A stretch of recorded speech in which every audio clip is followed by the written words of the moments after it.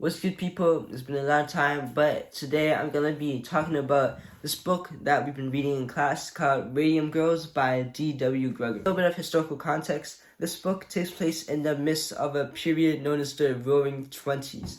And I know this not because I searched it up on Google, but because I took AP World History and I'm a genius and know everything there is to know about history. Nah, I'm just being sarcastic. But I did take AP World History, which is partially why I haven't been making a lot of videos, because I had to spend the past few months studying for all my tests, AP tests, and it was hell, but I'm back. What's up? But back to the topic, Radium Girls takes place in the middle of the Roaring Twenties, a period after the First World War, where economy, culture, fashion, all that stuff thrived and experienced a boost.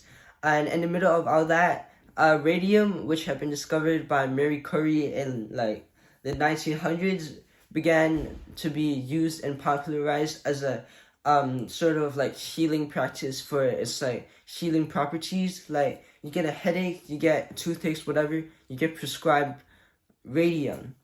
And also, it also began to be used as a drink that would supposedly give you longevity, which is called Radithor. In the First World War, radium had also been used because it was glow-in-the-dark. It had been used as a paint for glow-in-the-dark radium watches and given to soldiers who were fighting in the trenches so they could see the time even if it was dark.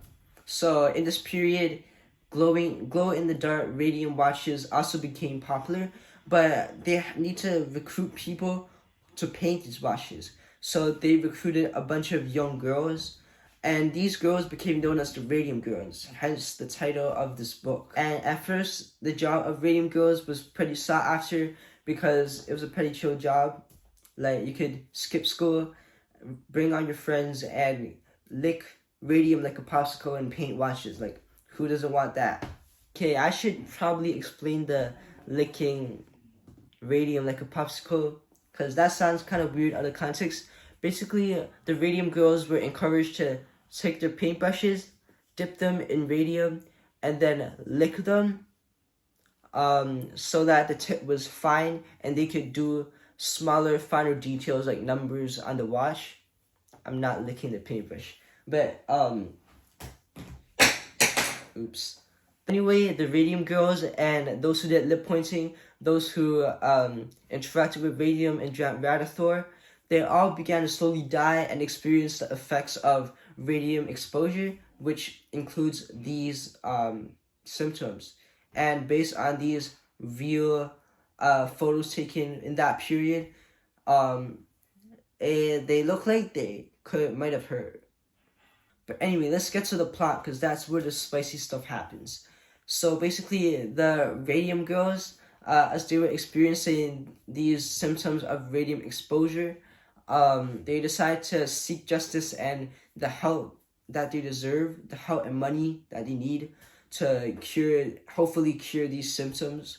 But as they take their case to the legal courts, they discover that they're in a corrupt, patriarchal, unjust society where the opponent is this huge company that can pay off all these lawyers, doctors, everybody to avoid the blame and shift the blame to the girls. And that's what this book is really about. It's about a fight for justice. And it also is in a play format where you can act out different scenes, which is what my class did.